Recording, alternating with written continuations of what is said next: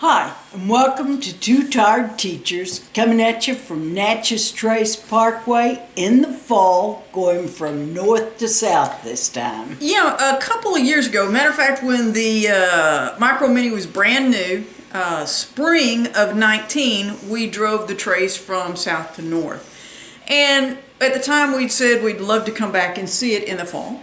And it was gorgeous. This is one of the 3 free campgrounds that are along the 444 miles of the Natchez Trace.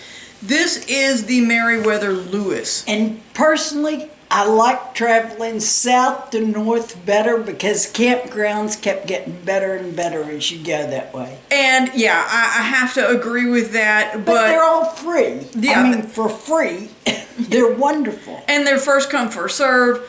And this is just all of that particular area. When we were here in 19, we did make an entire playlist about the Trace. And about what it is. And the stops that we went to along the way.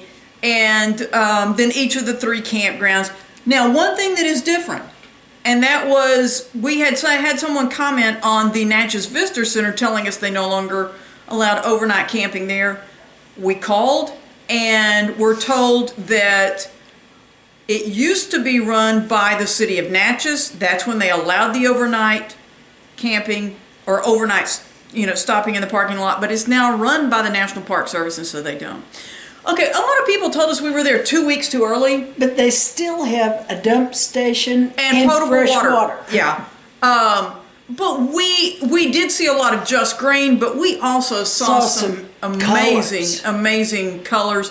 And many of them just really didn't photograph well. Well, part of it was the clouds. It was very cloudy when we went. Yeah, in the fall, we had much better weather in the spring. Well, it was cloudy then too, though. But it was better. But we, with the fall trip, we got a lot of overcast days.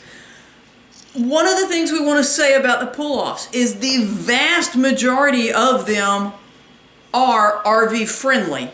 Now, if you have a giant RV, you may want to be a little bit more careful than that. But we were hitched when we pulled off into many of these. There are a few, and they, especially on the pamphlet, they will tell you that you may not take an RV down there. I believe they're all marked as you pull off of the actual Trace.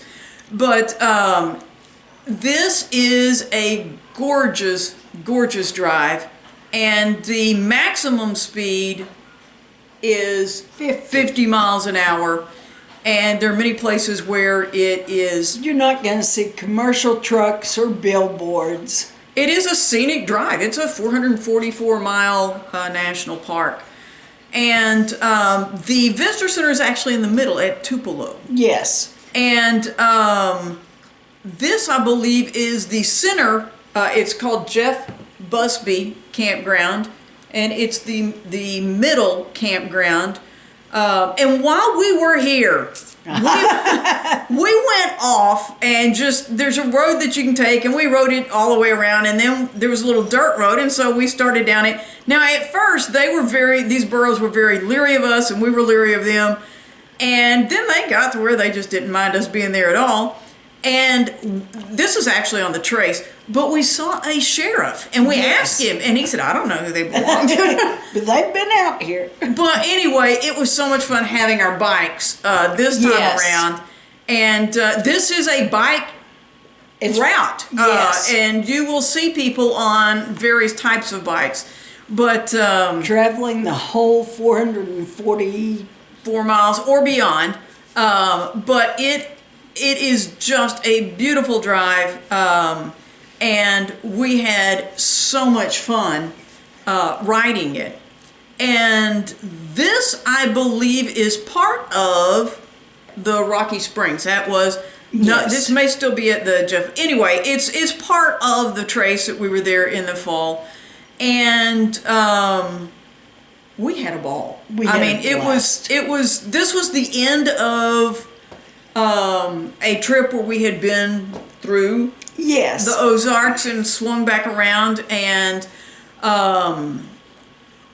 once again at this swamp we were hitched while we went and went over and explored part of this. We'd been there in the spring, and we just wanted to come back in the fall, and thankfully we didn't see gators or crocodiles or whatever either time. I know a lot of people are disappointed if they don't get to see them. We're thrilled that we didn't. But it was just a lot of fun to be able to stop and get off the main road and go over. Yes, and now some of the places were closed due to COVID. When we went before, it was pre-COVID. So you'll want to kind of, if you can call ahead to be sure they're open. Yeah, and now the National Park Visitor Center in Tupelo was open. Yes. And so we did stop in there. But they were doing a little bit of construction, but it was no big deal. No. But anyway, we had a great time, and we hope you've enjoyed our look at Natchez Trace in the fall. Thanks for watching Two Tired Teachers.